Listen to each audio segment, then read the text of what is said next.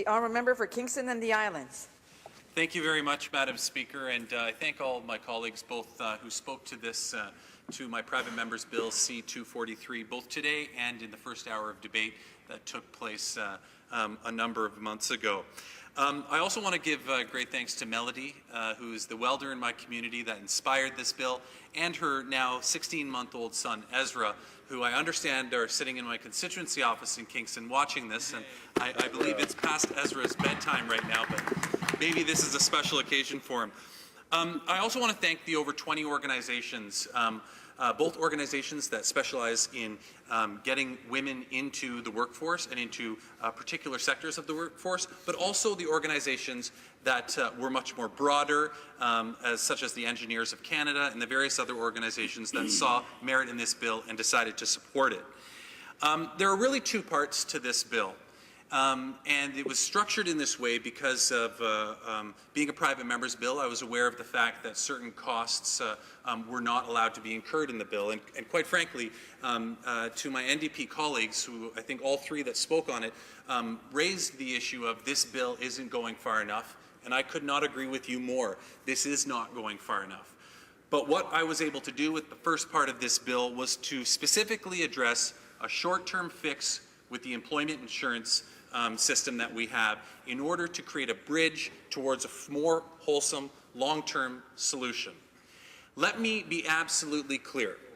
There is no additional cost to the EI system by implementing this bill.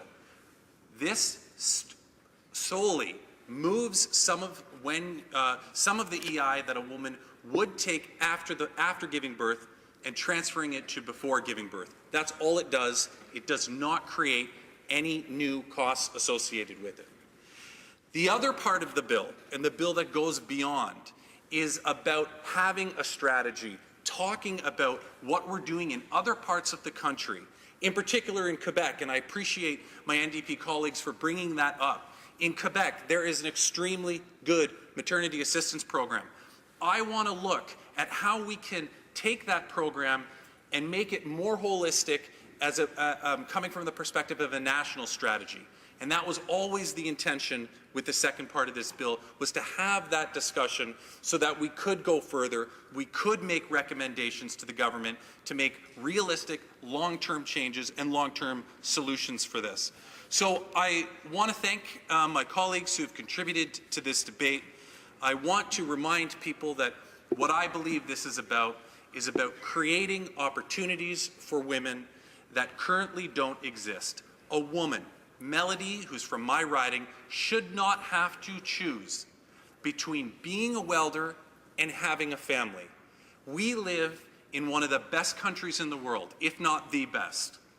And I cannot see a reason why we cannot be performing and making sure that we have the right tools in place and policies in place to take proper care of women so that when they choose to get involved in a line of work, they don't have to consider, will this be hazardous to my health if I choose to become pregnant and have a family? So again, Madam Speaker, thank you to everybody who took the time to invest some research into this bill, to contribute to the debate, and I hope that I can ask for all members of this House to support this when it comes for vote next week. Thank you.